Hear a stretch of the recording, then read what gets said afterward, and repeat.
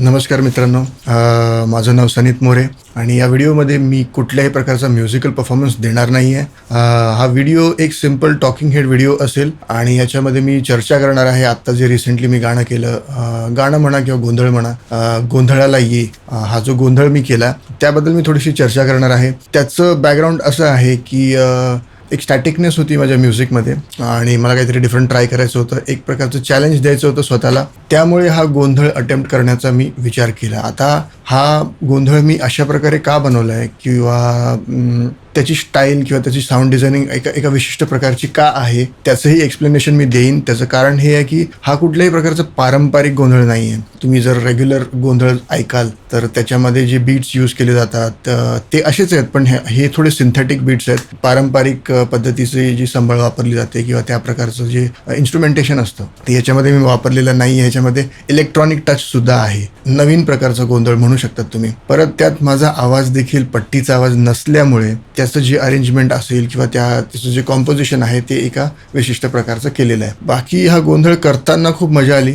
जे कॉम्पोजिशन करताना खूप जास्त मजा आली बिकॉज थोडा एनर्जेटिक आहे. माझ्या रेग्युलर सॉंग्सपेक्षा जास्त एनर्जी ह्याच्यामध्ये लावावी लागली, पण तरीसुद्धा गोंधळी समाजाची जी लोक आहेत त्यांची एवढी एनर्जी मला लावता आली नाही. ऑब्व्हियसली ते त्या लेवलला असतात, तर त्याच्यामुळे मी खूप रिस्पेक्ट करतो त्या लोकांचा. आणि मुळात मला हेच सांगायचं की मी देखील गोंधळी समाजापैकी नाही आहे, तरीसुद्धा हा अटेम्प्ट केला आहे. आणि एक प्रकारचं रिस्पेक्ट त्या लोकांसाठी जे गोंधळी समाजामधून येतात. आणि 3 देवींवरती हा जो गोंधळ आहे एक स्पेसिफिक देवीवरती ठेवलेला नाही आहे गोंधळ. पहिली देवी म्हणजे तुळजाभवानी माताजी आमची कुलदैवत आहे. दुसऱ्या देवीचं जे नाव घेतलं आहे मी याच्यामध्ये आणि दुसऱ्या देवीची जी स्तुती केली आहे ती म्हणजे काळकाई देवी. आमचं गाव खेड रत्नागिरी असल्यामुळे त्या मंदिरात येणं जाणं आमचं रेग्युलरली होतंच. आणि तिसरी देवी जी आहे ती आमचं जे गाव आहे ती ग्रामदैवत. ते मंदिर काही एवढं मोठं नाही आहे. आमच्या गावाकडे एकदम बाजूला एकदम रानावनात जाणारी जी वाट असते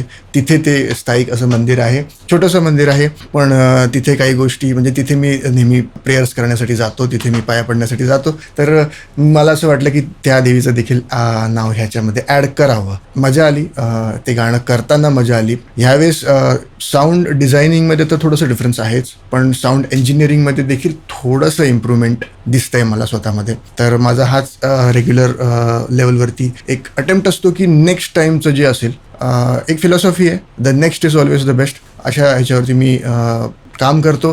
अँड आणखी एक टॅगलाईन जी मला आवडते ती म्हणजे ती मर्सिडीज जी कंपनी आहे त्याची जी टॅगलाईन आहे, बेस्ट ऑर नथिंग, खाईन तर तुपाशी नाही तर उपाशी. त्या फिलॉसॉफीवरती मी माझ्या गाण्यांचे अटेम्प्ट्स करतो आणि emotionally I am like very much into it. खूप जास्त इमोशनली अटॅच्ड असतो. बट तेच आहे, मी कंपोजर आहे. इमोशन्स आमची पॉवर आहे. कंपोजर कम्युनिटीसाठी बोलतोय मी. कंपोजर म्हणजे आताचे जे रिसेंटली हे लोक स्वतःला म्युझिक प्रोड्युसर्स बोलतात, पण जर तुम्ही स्वतःची चाल स्वतः बनवत असाल तर तुम्ही कंपोजर आहात. आणि मी स्वतःला कंपोजरच बोलतो because that is what is very important for me. Rest of the things मीच करतो माझ्या गाण्यामधली, बाकीच्या गोष्टीसुद्धा मीच करतो, पण त्याचं क्रेडिट मी घेत नाही बिकॉज त्या गोष्टी आउटसोर्स करता येऊ शकतात उद्या उठून, पण कॉम्पोजिशन ही गोष्ट आउटसोर्स करता येऊ शकत नाही. तर माझं म्हणणं ह्याच्यामध्ये हेच आहे की हा व्हिडिओ थोडा लांब होतोय का नाही, आपण एक काम करूया, आपण हळूहळू चर्चा करूया. पुढे देखील आपल्याला चर्चा करायचीच आहे. आता वेगळ्या विषयांवरती आपण नंतर बोलूया. विषय थोडा भरकटतोय, पण ठीक आहे. मी आता अशा टाईपचे व्हिडिओज टाकायचं म्हणतोय, तर सबस्क्राईब करून ठेवा. जर तुम्हाला माझ्याबद्दल जाणून घ्यायचं आहे, माझ्या म्युझिकबद्दल जाणून घ्यायचं तर सबस्क्राईब करून ठेवा. आणि ज्यांना हे आवडत नाही त्यांनी अनसबस्क्राईबही करू शकतात बिकॉज गेल्या वेळेस जे मी व्हिडिओज बनवले होते तर ज्याच्यासाठी तुम्ही मला सबस्क्राईब केलं होतं तसे व्हिडिओज आता येणार नाही आहेत. मला कॉपीराईटचा थोडा इश्यू झाला आणि म्युझिकमुळे नाही, तर ते जे व्हिडिओज मी यूज केले होते दुसऱ्या TV सिरियल्सचे जे व्हिडिओज मी यूज केले होते त्याच्यामुळे कॉपीराईटचा इश्यू आला आणि आता आपण त्यांना दोषी देऊ शकत नाही.